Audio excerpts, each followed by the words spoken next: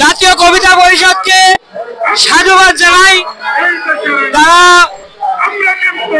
সময় উপযোগী সিদ্ধান্ত নিয়েছে।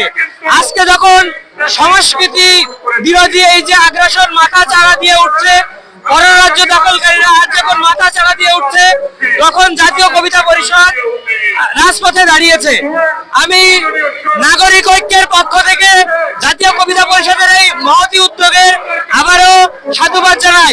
আমরা দেখছি বিগত দিনে এই আমাদের এই ইতিহাস ঐতিহ্য, এই মুক্তিযুদ্ধের বাংলাদেশকে এই সেই পুরাতন হায়নারা আবার দখল করার জন্য কি করছে, তাদের কর্মসূচির অংশ হিসেবে তারা ছায়ানট ভাঙচুর করছে, অগ্নিসংযোগ দিয়েছে, আমাদের সামনেই উদিচিতে আগুন ধরিয়েছে।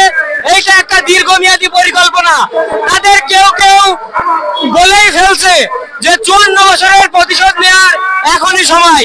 তাহলে আজকে আমাদের সংস্কৃতির উপর কারা, আজকে আমাদের ইতিহাস ঐতিহ্যের উপরে, আজকে আমাদের মুক্তিযুদ্ধের বাংলাদেশের উপরে কারা আঘাত আনছে, তারা আমাদের সেই পুরনো শত্রু। এই পুরনো শত্রুদের মোকাবেলা করতে হবে।